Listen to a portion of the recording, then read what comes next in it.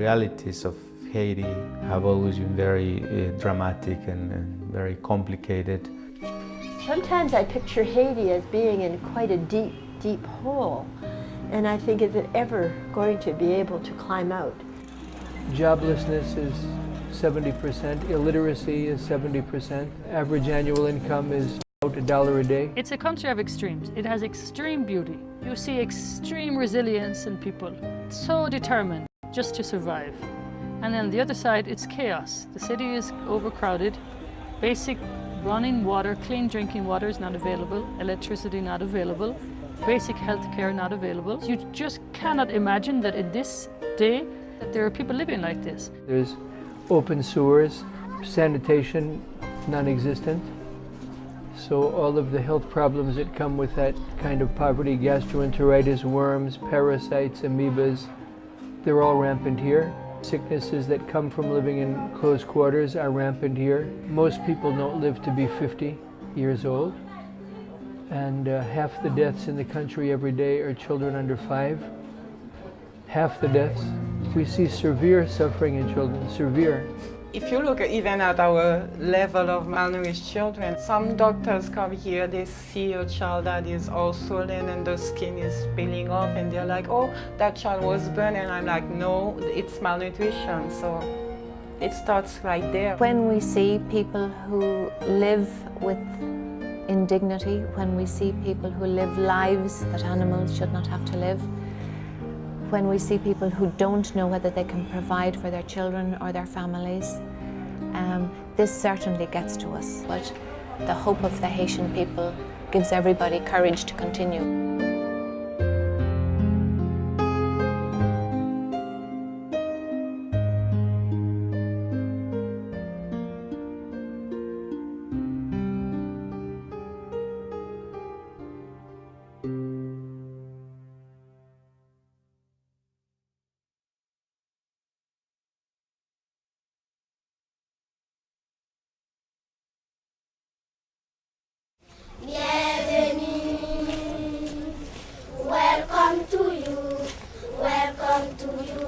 Mon Petit Frère et Sœur welcomed an international crowd to celebrate its 20th anniversary, marking 2 decades of caring for orphaned and abandoned children in Haiti.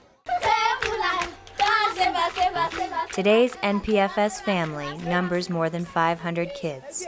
They live at St. Helene's in Kenskoff, a home tucked into a lush mountainside 5,000 feet above sea level. Father Wasson likes to find remote properties where kids won't get involved in gangs, for example. In particular, he was hoping for someplace cool. And also, we wanted a place that was pretty naturally, because nature is devastated here. So it really was a combination of those 3 things that made us determine on the property up in Kenskoff. St. Helene to me is a little haven within Haiti itself, which can be a good thing and a bad thing, because sometimes the children don't see what's outside their own door. But for me, the children are my children. We have to guide them, we have to form them, we protect them. In general, they receive an education they would not necessarily be able to receive. They receive medical care, and they're a happy family. When the child comes here, the first time, I see that it's very difficult. Sometimes you see them cry, but after a week, you see them smiling, and they see that somebody loves them. They feel secure, and they know that they're not going to be thrown out. That's their home, and they never are abandoned. What is offered here, well, is definitely what I could call 100% what it takes to raise the child.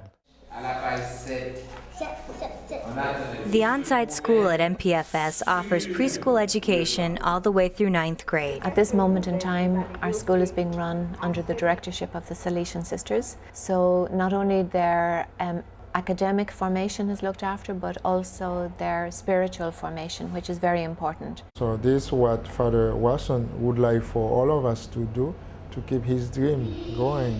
Because for us, feeding the children is one thing, but to educate them is the most important. After completing their secondary education, usually around age 18, our young adults can earn a scholarship to continue studying in technical school or high school in the city. Meanwhile, St. Helens is also the site of Kai Christine, a specialized home for 30 children with a range of physical and mental disabilities. I think the kids in Kai Christine are a good example of how a community should live. And the kids accept each other very well. You know, they know what each other can do. And, you know, they anticipate their needs, the ones that can walk. Like Pascal will know that Daniel needs his walker, so he'll come up and he'll put his walker in front of him. Just, you know, automatic. Daily chores and responsibilities are a part of life for all children at NPFS, but they're also able to enjoy their childhood, something that's a rare luxury elsewhere in this country. They have everything and they are finished. They eat 3 times a day, where children outside, they often cannot even have a meal a day. They are kind of spoiled that way. And then when it's the time for them to move on, then they're faced with the reality of the country. To help bridge that transition to reality, kids ages 13 and older are sent to live with their extended families during their summer vacations. To start learning and then taking tap to deal with money, because in the orphanage they don't do that. And then when they are 18, when they go home, then it's not a surprise for them.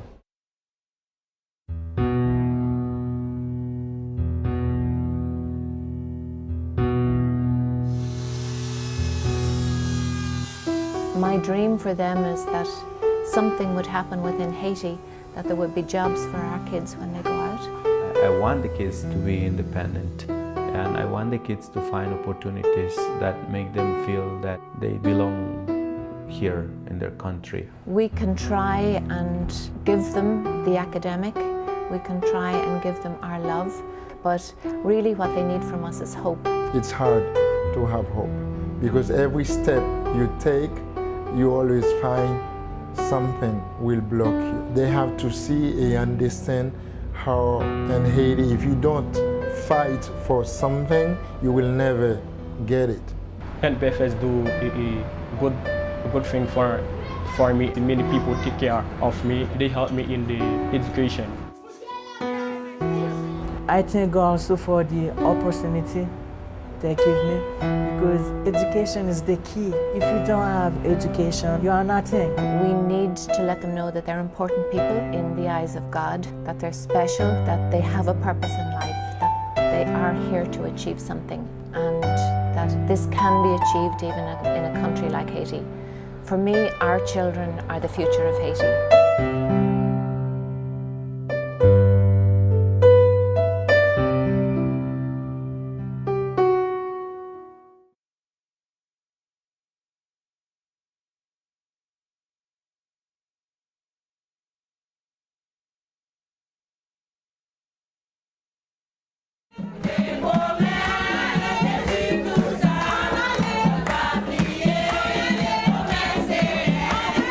It's a celebration that was a long time in the making. In December 2006, NPFS inaugurated the new St. Damian's Children's Hospital, joined by hundreds of friends and supporters from Haiti and around the globe. This sprawling 14,000 square meter complex is a new milestone for our little brothers and sisters. The organization's primary mission is caring for orphaned and abandoned children, but it got into healthcare in Haiti basically out of necessity. Many children who were being presented to us for the orphanage were in fact very, very sick or dying children. So the cold and the rugged terrain were not the place for them. So we bought an old hotel in order to try to have kind of like a hospice to care for these children. And of course, when those kids are in your hands, then you just start organizing to do the best for them. And that's how St. Damien Hospital was born. For almost 20 years, St. Damian's lived in this run-down former hotel in Pétionville. Every morning, poor families and their sick children crammed into waiting areas, hoping to be one of the 60 to 70 cases seen each day. The setting at the new hospital looks a lot different. We have a huge outpatient department so that we're not disturbing the economy of the family, because when a child's in the hospital, the mother is in the hospital. When the mother's in the hospital, 6 other children aren't eating, and she can't do whatever work she can find to do to have some kind of an income, and everything falls down. If the children have to come in, then we have general wards, infectious disease, non-infectious disease, program for malnourished children, for children with tuberculosis, those are huge problems, a cardiology clinic, cancer program that's very young, but has worked well with a few cases that we've had. The complex also includes the Boise Guest House for volunteers, who are an essential part of the work that goes on every day at St. Damian's. In fact, the new hospital itself was built thanks largely to a team of dedicated international volunteers who gave their time and talents to the cause. All told, the project took a little under 4 years from concept to completion, an even more impressive accomplishment considering how it was built. We decided from the beginning, to give as many local people as possible employment. So there was a conscious decision made not to bring in earth-moving equipment or machinery. We hired, after digging up the foundations, there was something like 250 people, all with picks and shovels. Even like taking up the concrete, it was by buckets and cords, the typical Haitian way. We were happy to stay with that system and of course to employ as many people as it took. It cost us time, but everybody agrees it was a good decision because it put kids to school and it also put bread on tables, and it was in keeping with the ethos of the organisation. The buildings and equipment are all new, but the staff at St. Damian's is still committed to practicing medicine for Haiti's poor with the same philosophy as always. In St. Damian, what we are really trying to keep is a certain level of humanity in medicine. Some of those children have a bed for the first time while being hospitalized here. They are fed 3 times a day, or they receive milk every 4 hours for the first time in their life because they are sick, which is weird, which is not acceptable. The children are facing a lot of things that are due to ignorance. And I think we need to fight ignorance in order to give another chance to the Haitian children.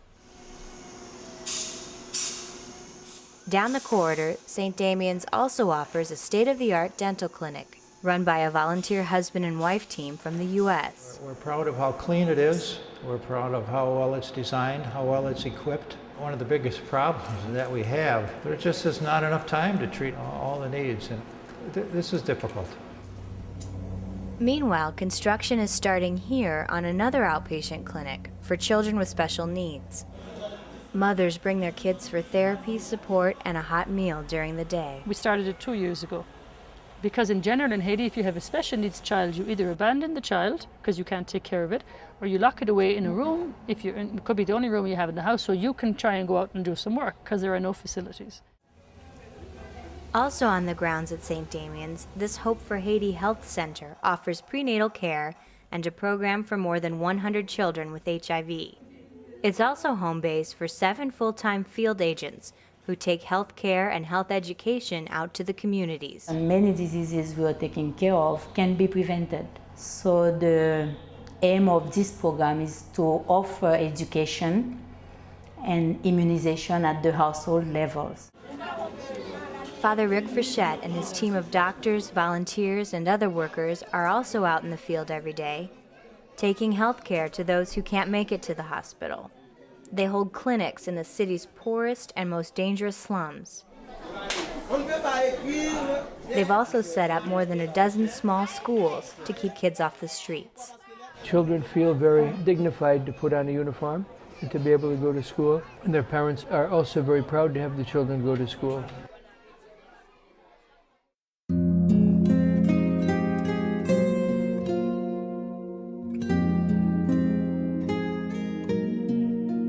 Haiti has gotten the wrong end of the stick for centuries. The way of recovery is long, and very difficult and requires a lot of patience and a lot of generosity. Underdevelopment is a very difficult thing to really change overnight.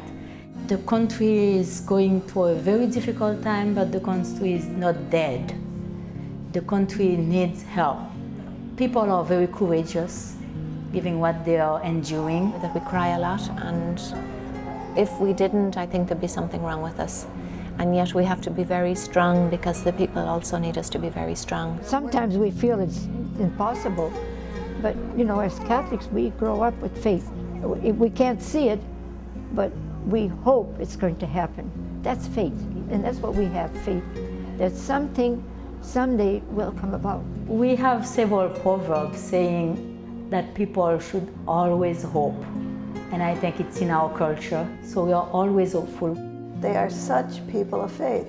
I'm a religious, and I learn and deepen my faith every day being with the Haitians. People say to me, I hope you have time for prayer. I said, I trip over Jesus every day. You know, I see Jesus sick on the street. I see Jesus dead on the street. I see Jesus in the crying mother who just lost her child. The gospel is alive every minute. I believe in God absolutely and firmly, I have no doubt. I find it a lot harder to believe in people, a lot harder. We're trying to humanize a place that's very dehumanized by poverty and violence and hunger and sickness. I honestly feel that spending my time this way is producing fruit that doesn't disappear and doesn't rot. And probably the day I don't believe that anymore is the day I won't be able to do it anymore. It's a privilege for me to be here. And I feel grateful for God's call, you know, because we're not all called. Like, not everyone can work in Haiti. I'm not ever going to see any great results. It's not going to happen. But I have to believe in my heart that every little gesture of kindness stop that cycle of violence somehow, somewhere. Has to.